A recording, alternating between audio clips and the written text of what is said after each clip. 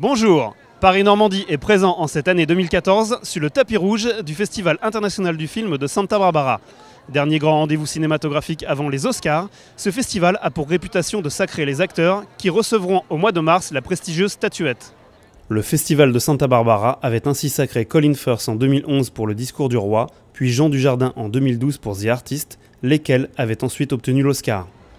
Cette année, ce ne sont pas moins de 15 nominés aux Oscars qui ont répondu à l'invitation des organisateurs du Festival de Santa Barbara.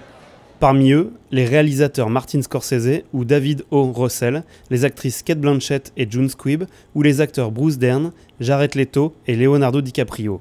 Chacun d'entre eux s'est vu consacrer une soirée spéciale et remettre un award pour leur travail au cours de l'année écoulée, avant d'évoquer face au public leur carrière, leurs méthodes et les anecdotes ayant façonné leur image. Aux côtés de ces stars à l'actualité cinématographique fournie, d'autres étoiles hollywoodiennes ont été mises à l'honneur. Ces invités de prestige se nommaient Ralph Macchio, Jonah Hill, Christopher Lloyd, Oprah Winfrey ou Robert Redford, honorés pour son implication dans la production et le soutien aux jeunes réalisateurs, autant que pour sa carrière d'acteur. Autre vedette placée sur le devant de la scène, le discret Timothy V. Murphy. L'acteur irlandais, connu pour sa participation à la série Son of Anarchy, est venu y présenter son film Looms et a bien voulu accorder quelques mots à Paris-Normandie. You're very well known in France for your role in Sons of Anarchy. Is it easy for you to jump from a TV show to a movie? It is really, I mean, it's all acting, you know, so there are different mediums. I prefer doing movies, but I love that character in the Sons of Anarchy, so no, I don't find much trouble to go from one to the other, basically. And what was the most challenging for you in this role? I think the cold. It was minus 27 in Iowa in February. But I think the place and the cold really helped me as an actor get into the character, you know. And I really enjoyed playing the character, I must say, yeah. Okay, thanks a lot. Dans l'écrin du Arlington Theatre, cinéma construit en 1931, les réalisations françaises ont une nouvelle fois été à l'honneur. En 2011, Jean Dujardin, Bérénice Bejo et Michel Hazanavicius y avaient triomphé lors de la présentation de The Artist, avant qu'Omar Sy ne vienne défendre Intouchable l'année suivante.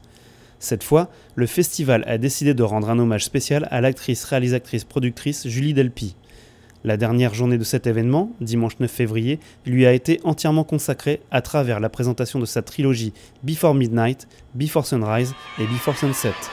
L'intéressé a ensuite été convié à une conversation avec le public sur son travail, en compagnie de l'acteur Ethan Hawke. De son côté, la jeune actrice Adèle Exarchopoulos, 20 ans, déjà sacrée à Cannes au printemps dernier pour La vie d'Adèle, a reçu le Virtuoso Award pour sa prestation dans le film d'Abdelatif Kechiche. Autre réalisation française retenue dans la sélection, Pour une femme de Diane Curis, L'image manquante de Riti Pan, Le chef de Daniel Cohen, Eastern Boys de Robin Campillo ou encore Moi moche et méchant 2 de Pierre Coffin, très bien placés pour les Oscars en mars prochain.